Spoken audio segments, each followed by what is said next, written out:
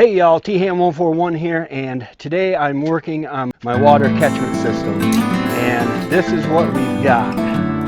We have got a gutter, 20 foot of gutter, from I think it's a 23-foot roof that goes up. So 20 by 20, that's a lot of water. I have right now a 300 gallon, well, this is the 300 line.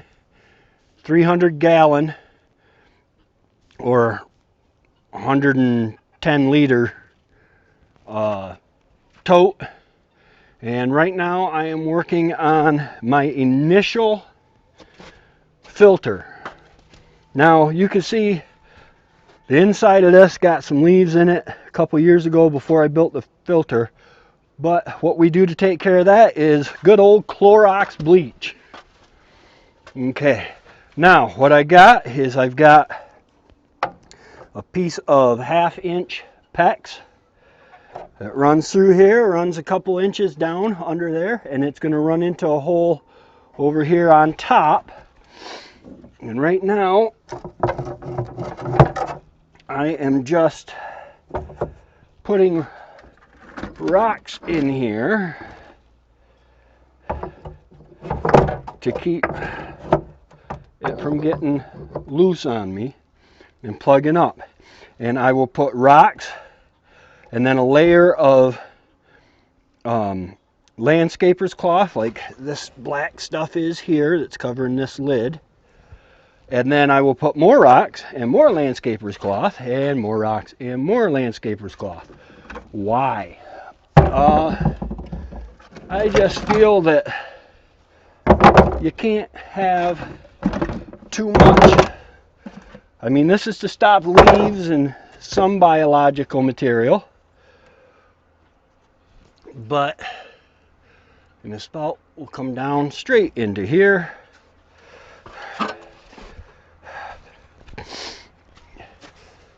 This hose will go into a hole here. Then there will be a PEX hose coming out of that into another bin, another tote, and then another tote. That's a 300 and I'm going to say about a 325 gallon tote. Let's see, what is this one? Where are my markings here? This one, it says 250 right here, so I'm gonna say 275.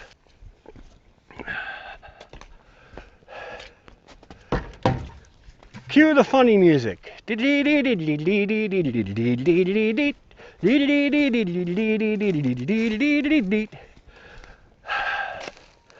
Okay, what do I got? That's the top layer. Let's use this.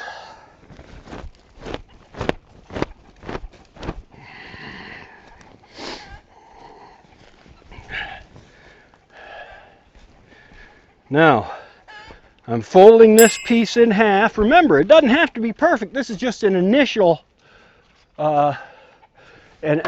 filter. Don't have to be perfect as far as clean or anything like that, even though we want it clean. We definitely want it clean. But it doesn't have to be perfect because I've got the filters inside. And no, I'm not worried about bird poop. That's what the carbon filter is for. There. Now that.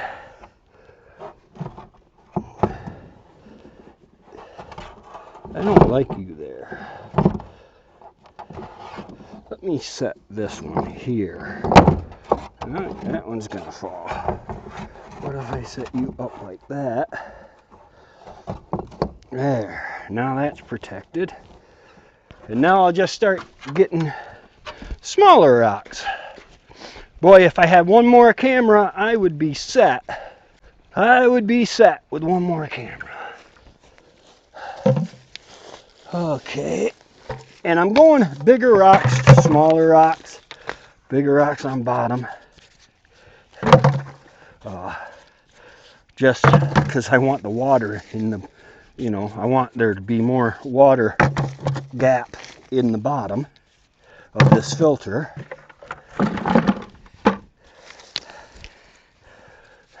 But like I said, I'm not out for perfection. I'm out for not getting sick and having water if the well goes dry, which it has in previous years. So, hey, it's better to be prepared than not be prepared, right?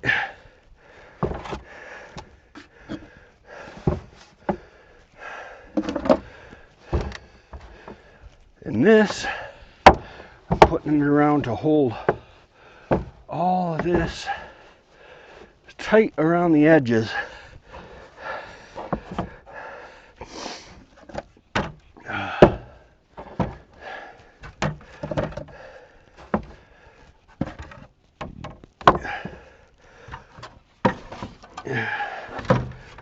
Alright, now I got a couple more pieces, I guess I can go.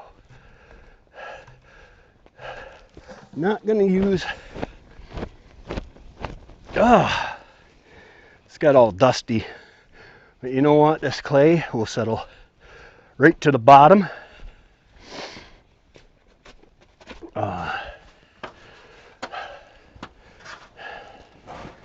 Another layer of cloth here.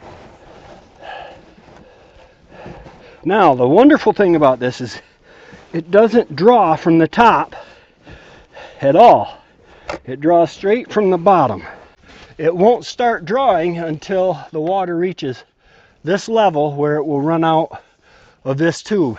Then it will siphon all of it, so I don't end up with a lot of water sitting in there for a long amount of time. I dumped these here. There must have been a bunch of wood chips in the wheelbarrow or the trailer.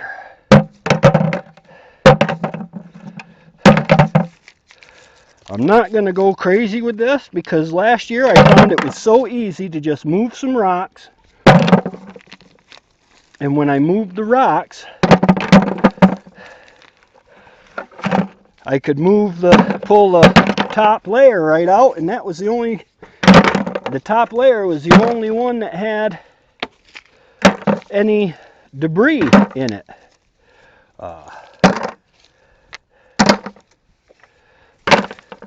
Which was really nice. I pull that out, spray it off, or clean it off, or shake it off, or whatever. Put it back on. Spray a little bit of bleach in it, and then that. Now, you say, oh, Tracy, you're going to use this for your animals in the garden. Oh, no, the bleach. Well, chlorine, which is in Clorox bleach, evaporates really, really fast. I do not think that you're going to hurt your plants by using water with chlorine in it. And not to mention it evaporates real fast, but not until it has done its job of killing the bugs. Killing those little bacteria. And one thing, I worry about is E. coli, which is you can get E. coli when you get organic biological material, leaves, bugs, stuff like that. You can get E. coli. So I treat my water, guys. I mean, this is not. No, is this as good as coming from the well that's protected and sifted through the ground? I say no. But is it better than just unfiltered rainwater? Absolutely. And by time it makes it to my spigot, it is clean, clean, clean because of the carbon filters.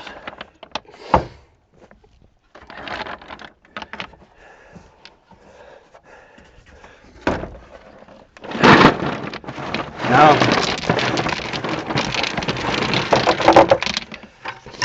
the rocks are basically for airspace and to keep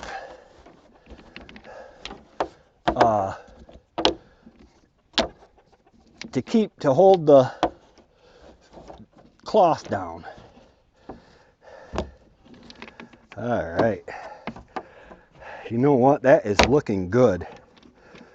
I think I might come back to this later.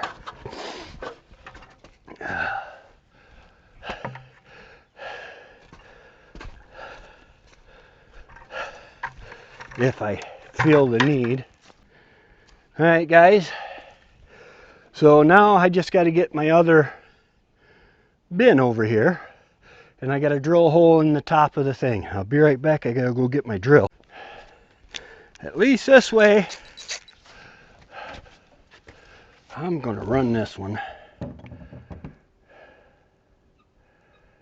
right in here.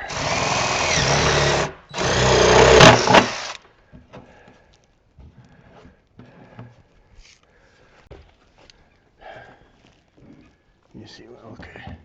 I'm going to drill a little 1/2-inch hole in there. Now I'm going to take this hose from there, feed it down through there. That was just a rock falling. Okay, now, what can you see? When the water reaches this point here, it will siphon this whole thing and keep siphoning, especially if we got a lot of water coming in into here. And you know what, guys? With the filter systems the way they are today, we don't drink our water anyway. We use bottled water. We use bottled water because our water is so hard that it ends up eating away or filling up our coffee makers. We've killed 2 or 3 coffee makers. Now we cook with it, but most of the time you cook with water, you're boiling it. But yeah, so we're boiling the water we're using for cooking. The water's going through quite the heater, the water heater, when we shower and when we do dishes and stuff like that. Plus it's going through a 1 micron paper filter, and then it's going through a 0.5 micron carbon filter.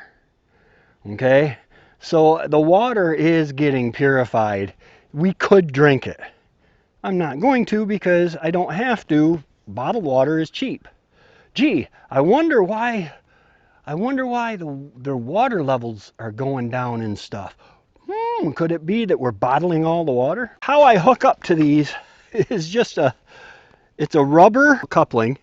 It's a plastic reducer from the 2-inch, which is what the thing is here, down to MPT valve or fitting, and I can take it off and put it on at will. I'm hoping that's on here somewhere. Yep, right there. And you put a hose on it. Now I also have a plastic fitting like this, the white one, that goes down to a 1-inch nipple that I can screw my 1-inch gasoline powered water pump to, so that if I need to transfer water from the rain totes into the using water tote in the summer, I can do that in 1/4 of the time that it would normally take.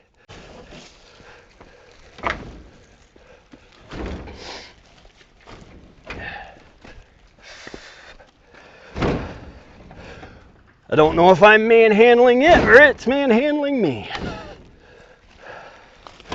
More to the point.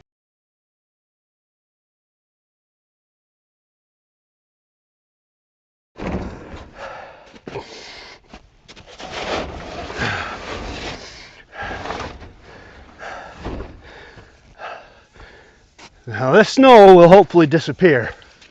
Oh, come on.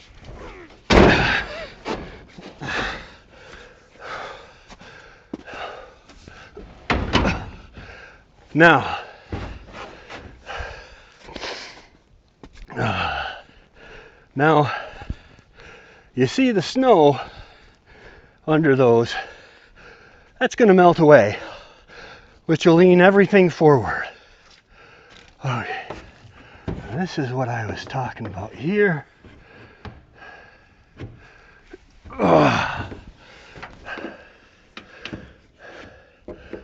You know what? I think I used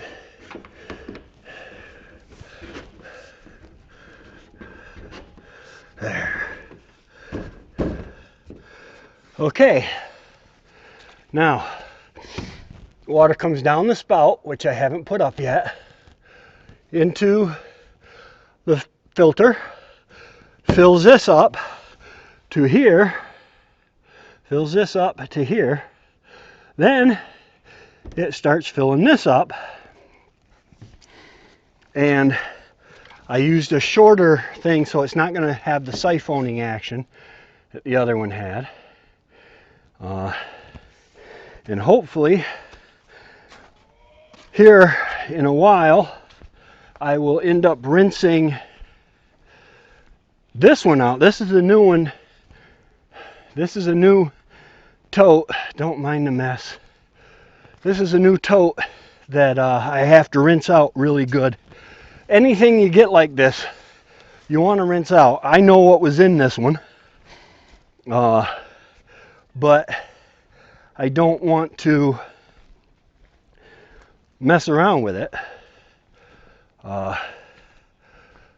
And yeah, guys, that is my rain collection system. I don't know. Hopefully you guys can see me here. I also used the barrels. I got this green barrel and that green barrel. That they come really in handy when it comes time to, hey, there you are. Ooh, that's got to be weird. The water barrels come really in handy when you don't have a lot of time and you just want to dunk a 5-gallon bucket in the water and give it to the chickens.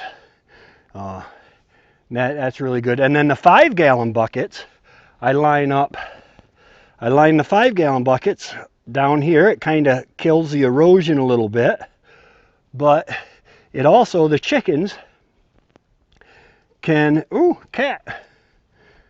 The chickens can just drink right out of the 5-gallon water buckets. They are that tall. Yes, indeedy. If you think about it, why don't you go ahead and like and subscribe? It's free, and in doing so, you'll feed a chicken. Okay? No. If you like if you got any value out of this content, go ahead and like and subscribe. It's springtime, guys. The snow is disappearing and all sorts of cool stuff is about to start going down on the homestead. Fat Man got out and did a project. It might not look the best, but that is a 20 by over 20 square foot rain catchment system. That is going to provide gallons, hundreds of gallons of water this summer when the well runs dry.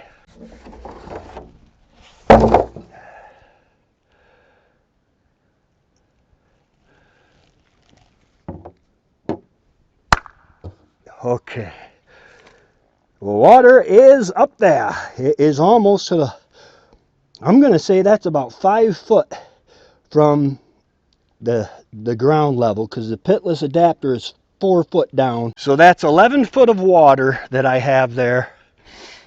And when you get down towards the bottom, every foot is like 175. Wait, when you get to the bottom, you've got a minimum of, yeah, I think it's 175 gallons per foot because of the room we made down there.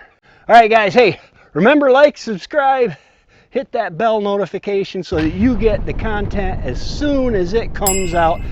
Join the look for Handsteaders group on Facebook and become a Handsteader so that you can get all sorts of behind the scenes information. You got any questions, that's the place to ask it. I'm always there. All right, I'll talk to you later. God bless. Have a great day.